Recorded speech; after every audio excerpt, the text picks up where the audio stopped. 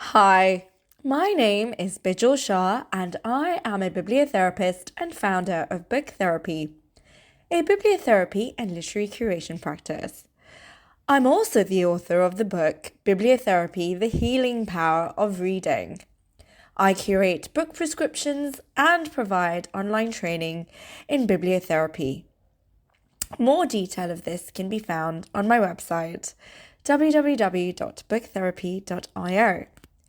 In this podcast, I share my knowledge and research on bibliotherapy, including the latest developments, science, and book recommendations. Join me every week where we take a deep dive into bibliotherapy. We release 2 episodes a week. Voicenotes from me, your resident bibliotherapist, and Ask the Bibliotherapist, book recommendations for what's on your mind.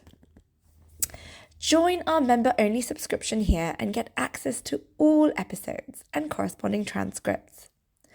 I hope you enjoy the show, and if you'd like a bibliotherapist in your pocket, you might find my book, Bibliotherapy, The Healing Power of Reading, a helpful companion. It's available at any bookstore that you shop at. And don't forget to subscribe wherever you listen to podcasts and get new episodes as they're released. And as always, I love hearing from listeners. So if you'd like to get in touch, share any book recommendations or thoughts on bibliotherapy, you can do so at bijal@booktherapy.io. Thanks for listening. Hi everyone. In today's voice note, I wanted to focus on the use of hypertext novels for bibliotherapy. A hypertext novel is a form of digital literature that uses hyperlinks to provide a non-linear reading experience. Unlike traditional print novels which follow a linear sequence from beginning to end, hypertext novels allow readers to choose their own path through the story, creating a unique narrative based on their choices. By enabling greater choice and exploration in the narratives, this might unleash a reader's imagination and unconscious mind, offering further clues in what might be going on for a reader, depending on the paths they choose. This interactivity is often facilitated by electronic devices such as computers, tablets, or smartphones, and can be helpful for bibliotherapy, the practice of using literature for therapeutic purposes. Here are several reasons why they can be beneficial. Firstly, interactive engagement. Hypertext novels require active participation from readers, which can foster deeper engagement with the text. The interactive nature can be particularly beneficial for readers who might struggle with traditional, linear narratives, as it allows them to feel more in control of their reading experience. The nonlinear structure of hypertext novels can mirror the complex nature of human emotions and experiences, making them a powerful tool for exploring personal narratives and psychological states. Hypertext novels often provide multiple pathways and outcomes, offering readers various perspectives on a single situation. Here we're rewriting the stories of others, but again, it's offering clues into our own behavior, our own desires, our own needs as we rewrite the story. And that is where the work of therapy often begins. In this way, hypertext novels could be used as a fantastic tool for bibliotherapists to explore and address many of the issues on readers' minds. The ability to choose different paths and outcomes in a hypertext novel can be empowering for readers, especially those dealing with issues related to control and autonomy. Hypertext novels from this perspective draws parallels with narrative therapy, where we rewrite our own stories. The sense of agency can be therapeutic in itself. The format of hypertext novels encourages readers to use their imagination and creativity, which can be a form of mental stimulation and stress relief. Engaging with a story in a non-traditional format can also provide a welcome escape and a chance to think outside the box. Then there's the accessibility and inclusivity aspect. Hypertext novels can be more accessible to people with different reading preferences and abilities.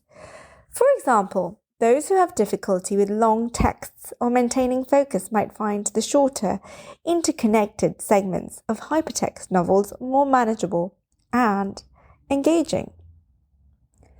And lastly, for the therapeutic content. Many hypertext novels are designed with themes and narratives that can resonate with therapeutic goals, such as personal growth, healing, and self-discovery.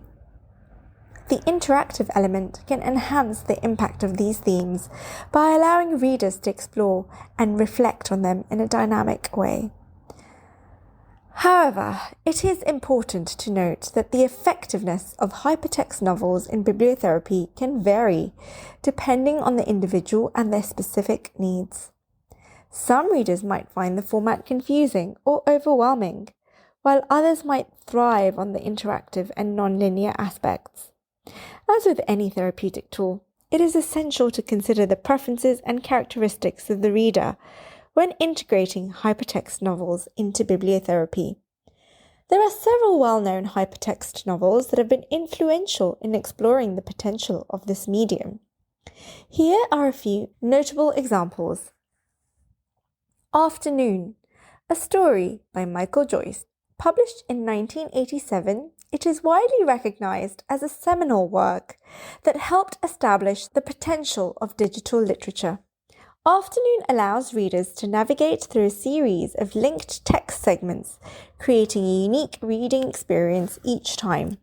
The hypertext fiction tells the story of Peter, a recently divorced man who witnessed a car crash. Hours later, he suspects that the wrecked car may have involved his ex-wife and their son. The plot may change each time it is read if the reader chooses different paths. Afternoon, a story gave readers an unprecedented level of control over the narrative, making them active participants rather than passive consumers. It inspired a generation of writers and scholars to explore the possibilities of hypertext and digital literature, contributing significantly to the development of electronic literature as a recognized field. It also garnered attention from literary critics and theorists who praised its innovative approach to narrative storytelling. It's frequently studied in courses on digital media, literature, and interactive storytelling, highlighting its importance in the history of literature. And it explores the fragmented nature of reality, which resonated with contemporary discussions in postmodern literature. Overall, Afternoon, a Story by Michael Joyce is prolific because it fundamentally changed the way stories could be told and experienced using digital technology to create a more immersive and interactive form of literature. Then there's Patchwork Girl. This hypertext novel is a feminist retelling of Mary Shelley's Frankenstein. It uses a fragmented narrative structure, allowing readers to piece together the story in a non-linear fashion. Patchwork Girl is a reimagining of Mary Shelley's Frankenstein, but with a feminist twist. The narrative is told from the perspective of the female monster created by Victor Frankenstein. The story delves into themes of creation, identity, and the fragmented nature of self. It also explores the idea of the body as a patchwork, both literally and metaphorically, brilliantly capturing the way we build and perceive gender and identity. Other notable hypertext novels include Victory Garden by Stuart Maltrop. This work uses hypertext to explore themes related to the Gulf War, offering multiple narrative paths and perspectives that readers can navigate through. And then there's 88 Constellations for Wittgenstein, to be played with the left hand by David Clark. This digital work blends text, images, and interactive elements to create a non-linear narrative, exploring the life and ideas of Wittgenstein. And last but not least, Inanimate Alice by Kate Pullinger and Chris Joseph. This ongoing series combines texts, images, and interactive elements to tell the story of a young girl named Alice, growing up in the early 21st century. Each episode is set in a different part of the world and integrates various forms of digital media. These examples showcase the diversity and creativity possible within hypertext novels. demonstrating how the medium can be used to tell complex, multi-layered stories.